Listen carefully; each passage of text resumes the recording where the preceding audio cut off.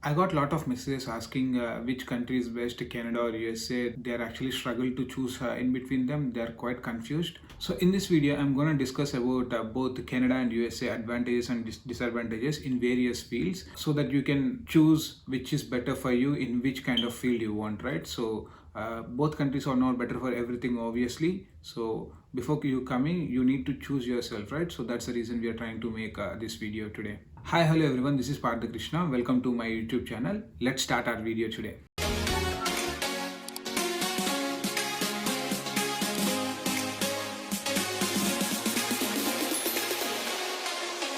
We'll try to explain 5 important aspects today. There will be one more video coming, I guess, as a part 2, where we will be discussing other 5 important aspects. The first and most important point is citizenship, right? So talking about the citizenship, we all know that US has a tough, rigorous green card citizenship, whereas you need to spend at least 25 or 20 years in US to get a green card. Now I think if you're coming right now for the USA, it might be more than that, right? So thing is that when I was working in IT field, my managers who used to work in USA, they actually got like after 20 years their green card, which is like a very long time, I would say.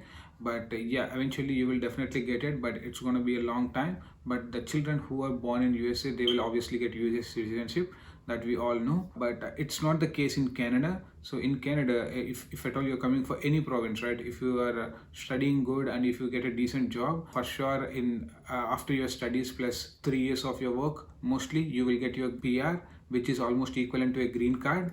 So what happens is that after that, if you want, you can become a complete citizen, whereas you get a Canadian visa. That's how it works. Like, it becomes way easier in Canada to get a citizenship and PR compared to US. So if you're thinking of settling in the country way early as possible, so I think Canada would be a really best option, because yeah, after 5 years you will definitely get your PR and you will be able to settle in Canada. A second thing is opportunities. No doubt that USA has the biggest economy in the world, and they have a lot of job opportunities, a lot of job perspectives after your studies, and the jobs which you get may get paid way lot than Canada. That's for sure, I guess. So thing is that even if you get paid 100k in US, it's not going to be equivalent to 100k Canadian dollars, because it's evident that US has a stronger currency than Canadian's currency. So if you're earning 100k, it's like huge money in US dollars, whereas in Canada it is also huge, but currency is not that strong compared to US, but still a good one. So if your thought is to earn more money in less time, it would definitely be easy if you go to US. And the opportunities wise, it has a lot of opportunities. So US would be a best option if your perspective is earning a lot of money. Our third point is going to be about studies and fee, right? So studies wise, I don't think there is much difference in US and Canadian education system.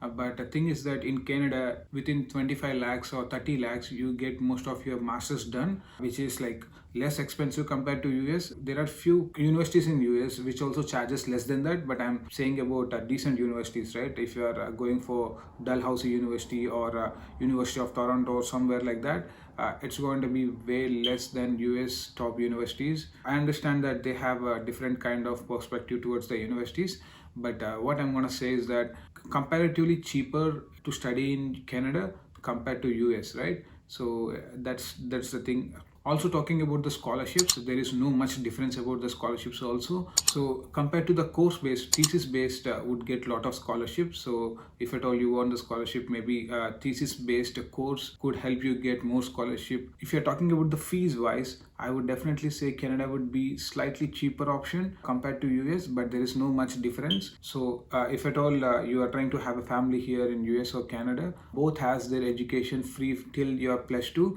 So which is like good if at all you have that kind of option. So education system in both Canada and US are quite similar, whereas the fees might be a slightly different aspect here. The fourth point would be hospitals and healthcare, right? Which is quite important thing. So hospitals and healthcare in Canada, it is almost free free for everyone. So the thing is that it becomes difficult to get the attention of the health personals because the more you scream, the more attention you get to get your service done, right? So because depending on your severity of the issue, they will take care of you, right?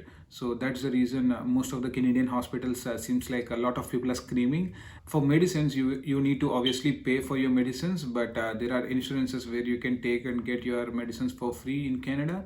But in US it is not the case. The hospitals are going to be really expensive, but they do also have an insurance for the hospitals and medicines. But it is like, if at all you got into some severe issue, say for example you need to spend $100K, whereas 80% will be provided by your insurance provider, but whereas you need to still pay your 20K, right, which is like a huge money. That's going to be one of the aspect which we need to look into. If at all your parents are trying to come to US or Canada, now you know which country is better for you. But in USA, obviously you're paying the huge money, so you will get instant attention from the doctors because you're going to pay huge money, right? So they would straight away admit into the hospital and they will start treating the person. But whereas in Canada, it would take definitely some time compared to US to get medical attention, right? So yeah, transport wise, I would definitely say Canada is definitely a good option because here we have metro buses and metro trains, which are like, very efficient, right? Say for example, even though in US you have metro buses, they don't cover most of the city. They are just in the, they cover only the top areas, right, like main roads and main streets or something. But whereas in Canada, it is like we have a lot of services which almost covers the whole city. So it becomes easier if at all you want to commute by public transport. So but in Canada, the car's insurance is very expensive. Say for example, it varies from 1.8K to $700 per every year. So it is almost like taking away your chunk of money from your wallet. But that's how it is. Whereas in US, though you have an insurance for your cars, it's going to be way cheaper than Canada. You would be paying around 1.2K to $300 in US rupees for the insurance wise.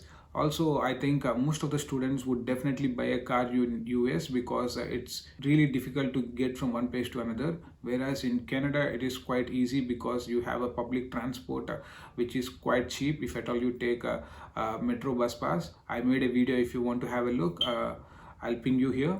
So yeah, comparing to all this, now it's up to you guys. If at all you want money or if you want the services, accordingly you can take your own decision. And I'm trying to make the second part of this video. Hope you like the video. If at all you like the video, please don't forget to like, share and subscribe. It takes a lot of effort to make a video like this. Kindly support us through your kind gesture. Thank you. Until the next video, Krishna signing off. Take care. Bye.